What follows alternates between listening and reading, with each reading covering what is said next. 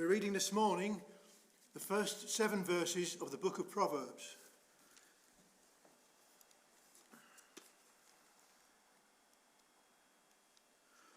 The Proverbs of Solomon, son of David, king of Israel, for gaining wisdom and instruction, for understanding words of insight, for receiving instruction in prudent behaviour and doing what's right and just and fair,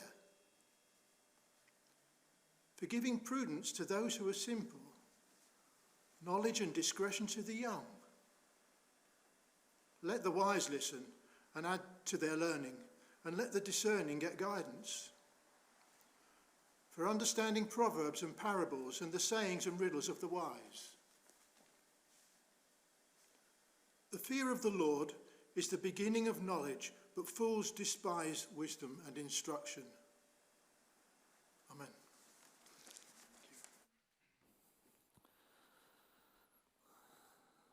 Thank you.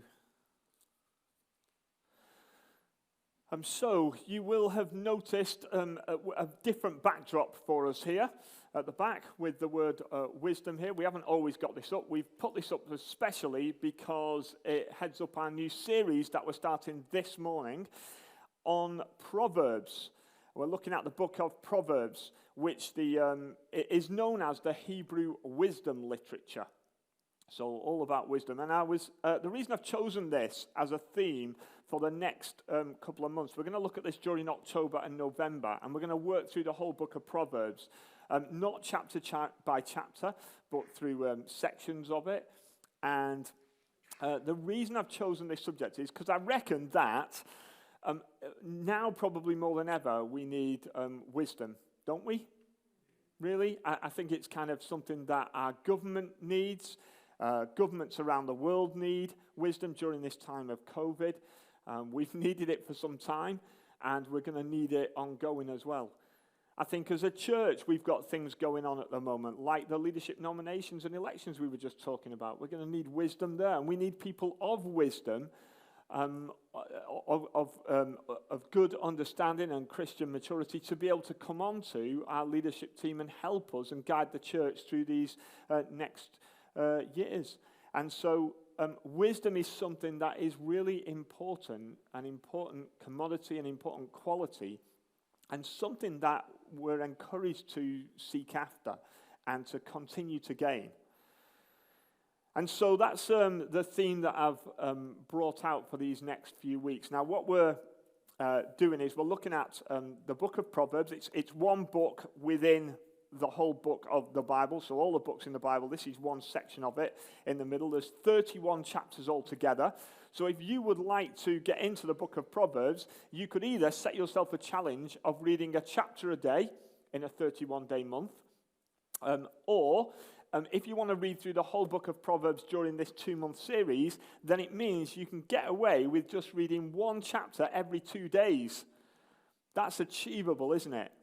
That's achievable, apart from you've got a little bit of catching up to do because it's the 4th today. But that's what you could do. Try and read through the book of Proverbs during October and November, okay? And see what it's got to say for yourself. But we're going to expound on it a little bit each week and give you an overview of this book and look at some particular verses within it as well. So today it's an introduction to the book of Proverbs. Today I'm only going to look at the first 7 verses really, because that is an introduction to the book of Proverbs. And incidentally, for those sitting here, if you would like to follow this and the first 7 verses, there are Bibles at the back. You'll need to go and get your own and not bump into each other or go near each other when you go, but you can get a Bible if you want to follow it.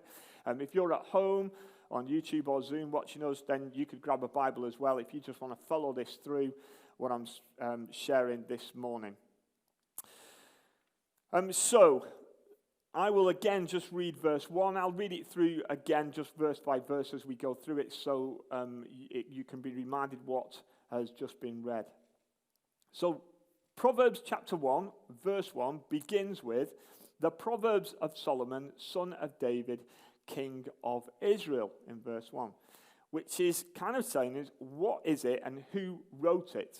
Well, it's a textbook of wise sayings. It calls them Proverbs here, but there's a little bit more to it than Proverbs, as we'll see.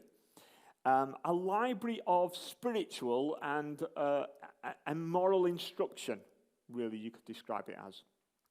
And it was written mainly by Solomon, who was a king, but also others, including King Agur, King Lemuel, and a few other people as well, a few other wise people. But Solomon is the biggest chunk of the book, and therefore it says at the beginning, the Proverbs of Solomon.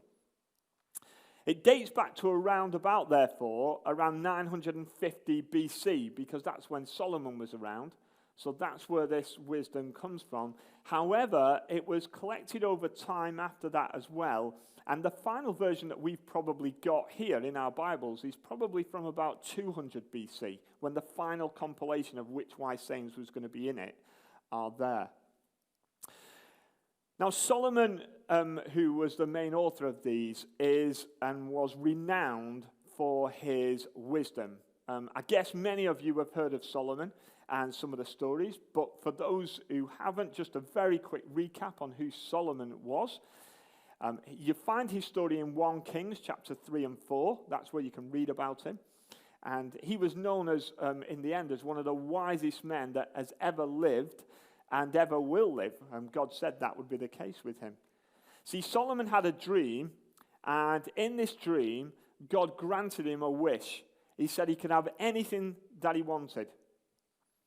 And Solomon thought about it, and he decided that the one thing he'd like, because he was a young king at the time, he'd been made a king, well, young in years, and he said, I'm going to need wisdom to lead the nation. And so actually, more than anything else, that's what I want. So my one wish is wisdom. What would you have wished for if you had one wish?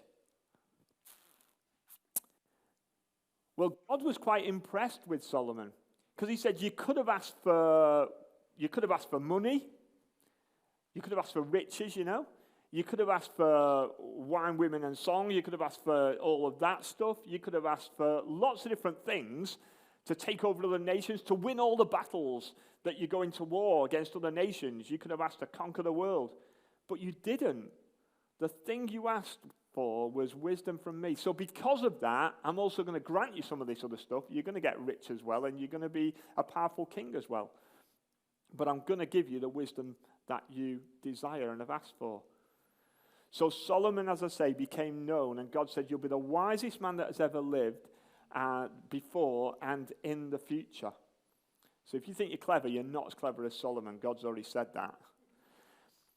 And he went on to make some really wise rulings, one or two of which are in the Bible. One of the most famous is where two ladies came, and they had a baby that was there. And so they said what had happened was these two ladies had both had babies, and in the night, they'd been sleeping next to each other, and in the night with the babies, one of the babies had died. One of the ladies had rolled over, and their baby had died. And so the two women were arguing over whose baby was the one that was alive. One was accusing the other one of having swapped the babies over in the night and give her the dead baby, and so she had the one that was alive. And they were arguing about that, and they came before King Solomon for him to sort it out. And so there they were arguing about this, whose baby it was and who was the right one. And Solomon said, right, enough of this. This is my ruling. Cut the baby in half and give them half each. Which would have been horrifying. But what happened was, one of the women said, no, don't do that, she can have it. And Solomon, of course, concluded, now, give the baby to the woman that said, give it to the other lady, because she is the true mother. And everyone kind of was, wow, that was a good... I'm glad it worked, aren't you? I'm glad it worked. But that was his wise ruling. And that's there in the Bible in 1 Kings chapter 3. It kind of reminds me of another story I heard about a bus driver with the wisdom of Solomon. There were two women on a bus, and they were fighting bitterly over the last seat that was available on the bus, trying to get there. And the conductor had gone over and he was trying to intervene and sort them out. But they were arguing, no, I should have it. No, I should have it because of this. And no, I should have it because of that. And the conductor looked up the bus to the driver and said, what shall I do? And the driver shouted back, give it to the ugly one. Needless to say, both women decided they wanted to stand the rest of the way. In 1 Kings chapter 4, we read that Solomon wrote 3,000 proverbs and 1,005 songs altogether. I'm going to find that, and we'll just read this. This is 1 Kings chapter 4 I'm looking for here. 1 Kings chapter 4. I'm just going to read the last few verses of that, because I think they'll be the most apt here. 1 Kings chapter 4, verse 29 we'll go from. This tells us a little bit about Solomon. God gave Solomon wisdom and very great insight, and a breadth of understanding as measureless as the sand on the seashore. Solomon's wisdom was greater than the wisdom of all the people of the East, and greater than all the wisdom of Egypt. He was wiser than anyone else, including Ethan and Ezrahite. Wiser than Heman. I love that. Wiser than Heman. Do you remember Heman? He-Man. Do you remember He-Man? I think we've got a picture of him on the screen. There he is as well on the screen. Well, he's on the... You haven't got him on this screen. They've got him at home, I think. They can see him at home. Wiser than He-Man. But Heman. Lost where I'm up to now. Calcol and Dada, the sons of Mahol. And his fame spread to all the surrounding nations. He spoke 3,000 proverbs, and his songs numbered 1,005. He spoke about plant life, from the cedar of Lebanon to the hyssop that grows out of the walls. He also spoke about animals and birds, reptiles and fish from all nations. People came to listen to Solomon's wisdom, sent by all the kings of the world who had heard of his wisdom. So he was a great king with great wisdom. And some of his best sayings, some of his many sayings have been put here, and his proverbs have been put in this book. So if this guy's so wise and he's writing all this stuff down, pretty good to know it, isn't it? If he's the wisest man that's ever lived, pretty good to have a look at this stuff. Some of the wisdom that is in this book was probably also taken and adapted from other nations. Probably some of it was from Egypt, particularly chapter 22 and 23 have some repetition of some of the type of things that was in Egypt at the time, which isn't surprising because Solomon had married the Pharaoh of Egypt's daughter at one point as well. So he would have been well averse with what was going on with the wisdom of Egypt. It was probably influenced some of it from there as well. So that's verse 1. Verse 2 to 6 really describes its purpose and who it's for. That's what we see in this next bit. So really these proverbs were designed, and this book was designed, for schooling young men in wise and right living. So there would be people that would be coming to work in the courts, in the royal courts, and people who they wanted to train up to be able to serve in different ways, and they wanted them to understand what true wisdom was, what true moral virtue was, the way that they should be living their life to be the best they could be. And Solomon's own sons are included in this. In verse 1 of chapter 2, 3, and 4, it talks about this being for Solomon. It says, my son. Solomon says, my son. He's talking to them as well. It was for parents teaching their children. But not just for that. It becomes clear that this wisdom is for all, although that was its particular purpose at the time. The word Proverbs, the Hebrew is masal or mesalim. It was to be like, to represent, to resemble in a short saying or parable. Wisdom set out in short phrases, contrasts, and scenes from life, stating what is generally true. It's not always true. There are exceptions to the rule. The book of Job shows us some exceptions to someone living a righteous life, and it not going so well for them. But generally speaking, although it did in the end, but generally speaking, this is things that are true. And the thing it does is it kind of holds up a mirror to us the book of Proverbs, and you take a look in the mirror, and as you do so, it asks, are you like this? That's what the book of Proverbs does. It asks, are you like this? Is this you? And is there a better way to live than the one you're living at the moment? So looking at Proverbs asks you those kind of questions to reflect on as you go through it. It helps us see things differently and provides resources to help us cope with life for God. So quickly looking at these verses now. Verse 2, for gaining wisdom and instruction. That word instruction also is discipline. For gaining wisdom and discipline. For understanding words of insight. Wisdom and discipline. Wisdom, acquired learning that helps us know what to do in a given situation. That's what we're talking about with wisdom. And discipline. You know, I always describe the word discipline as this. I describe the word disciple as this, okay? So we're called to be disciples of Jesus. And the way I like to think of it is a disciple is a disciplined follower. Disciple, discipline. A disciplined follower. Someone who is committed to following Jesus. Someone who is going to follow him with all of their heart. Is going to listen to the advice, to take it on board, and to live it out. To practice what they're learning and receiving and follow that example. A disciple is a disciplined follower. So discipline, wisdom and discipline. And then verse 3 carries on from the discipline. It says, for receiving discipline or instruction in prudent behaviour, doing what is right and just and fair. So it links to discipline and now adds another word, prudence. And prudence, you know what prudence means? What does prudent mean? Prudent means to act in a particular way with care and thought that it might go well for you in the future. That's what prudence is about. So it sets out what is right and wrong. That's what this is doing. It's Proverbs. It sets out what's right and wrong, what's just and fair in God's eyes to help us conduct our life in an appropriate way so that we may live a godly and happy life here on earth and reap our reward in a life to come.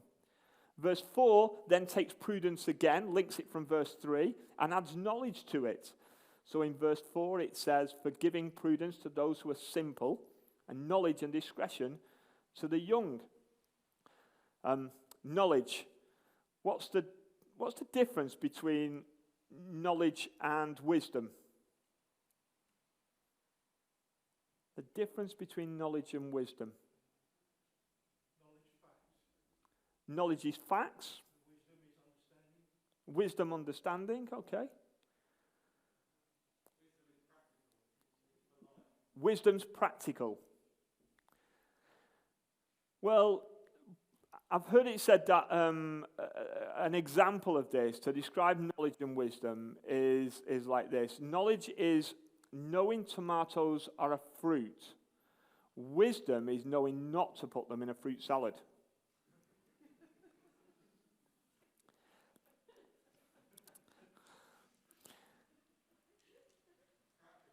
Practical. And what this now has gone into in verse 5 is the kind of people who this is for. So it's talked about prudence for the simple. The Hebrew for simple was those most gullible or lacking moral direction, really, in their life. So that's prudence for those kind of people.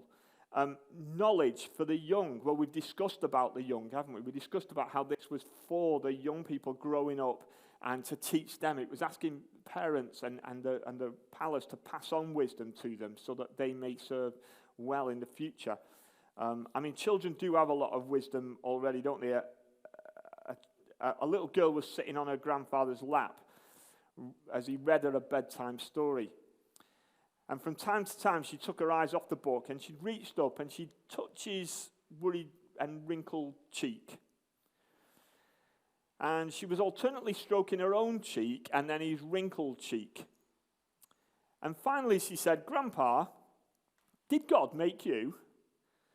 And Grandpa answered, "Yes, sweetheart, God made me a long time ago. Oh, she paused.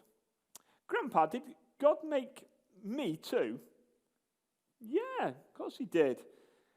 He made you just a little while ago. And so she felt his face again, and she felt her face again, and she said, God's getting better at it, isn't he?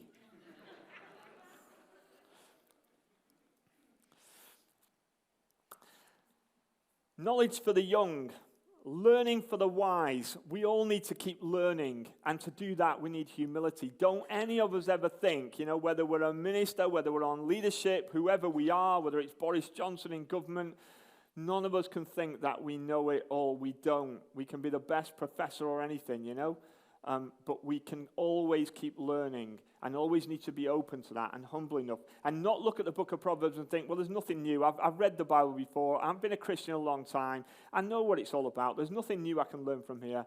Let's not go into this book like that. Let's go into it wanting new insight from God, because every time we open these pages, something new, God can speak to us through it. And there is a lot of wisdom in here, a lot of godly wisdom. Let it speak to you anew. And guidance for the discerning. Basically, this book of wisdom is for us all. And then verse 6 says, for understanding proverbs and parables, the sayings and riddles of the wise. Proverbs, quite similar to parables. Jesus told parables, lost sheep story, the prodigal son story. So they could be a little bit longer. The Proverbs are short, sharp sayings a lot of the time, but a similar idea to them often. Different sayings, different riddles. We'll pick up the differences as we go through the book. But here is verse 7. Verse 7 is the key to understanding this whole book and everything in it. This is the key verse, everybody, okay? The key to understanding it all, the key to understanding true wisdom and living it out. And it says, the fear of the Lord is the beginning of knowledge, but fools despise wisdom and instruction. The essence and starting point of all human wisdom and the best way to live is the fear of the Lord. To know what it is to fear the Lord. True wisdom only comes through being in right relationship with the Lord. That's what this fear means. It doesn't mean cowering in a corner away from God because we're so fearful of him that he's going to just bash us or whatever. It doesn't mean that. It means awe and respect and reverence. An understanding of just how great God is, how awesome he is, how we are nothing in comparison. But that doesn't mean to say we treat ourselves as like, oh, we're awful, it's horrible, because then we realize that God loves us so much as well and cares about us so much, he died for us. So this awesome God, and I'm really nothing, a sinful man, cares for me and loves me and makes me something special and wants to be in relationship with me. How amazing is that? That is the fear of the Lord. That is understanding just how awesome he is and all that he has done, and it blows our minds. That's the fear of the Lord. And then we express in obedience and reliance on him and the avoidance of evil because we want to please him with our life. But the fool says in his heart, there is no God. He despises such wisdom and discipline because he doesn't think God's there. But the heart of true wisdom is the fear of God. The biblical writers usually get straight to the heart of the matter in the literature and in their introductions in particular, and we ought to pay attention. And this is right at the beginning. But even more, it's also stated right at the end in one of the final verses. In chapter 31, verse 30, it mentions the fear of the Lord again. And as we'll see, the way this book is sectioned out, and we'll look at that more next week, at the end of chapter 9, in chapter 9, which is the end of this segment, it mentions the fear of the Lord again. It's repeating the importance, and it comes up many times in this whole book. It's an important recurring phrase throughout the book of Proverbs. The principles applied in here, we'll see, apply to all aspects of life, to the whole of life, to making friends, relationships, home life, work, money, poverty, life, death, decisions, attitudes, and reactions. It's not sacred and secular, but intertwined. This is a practical book for practical living in this world today. And it has much to speak to us of it. I'm going to end with this story. One day, a farmer's donkey fell into a well. Well, it cried out for hours as the farmer tried to figure a way to get him out. And finally, the farmer decided it was impossible. And as the donkey was old and the well was quite dry anyway, it wasn't worth trying anymore. So the farmer asked his neighbors to come over, and they began digging soil and filling in the well. Well, at first, when the donkey realized what was happening, you could hear him crying out horribly. And then, to everyone's amazement, he quietened down and he let out some little brays. And a few shovel loads later, the farmer looked down the well to see what was happening, and he was amazed at what he saw, because with every shovel of dirt that hit the donkey's back, the donkey was shaking it off and taking a step up. And as the farmer's neighbors continued to shovel dirt on top of the animal, he continued to shake it off and take a step up. And pretty soon, the wise old donkey stepped up over the edge of the well and trotted off.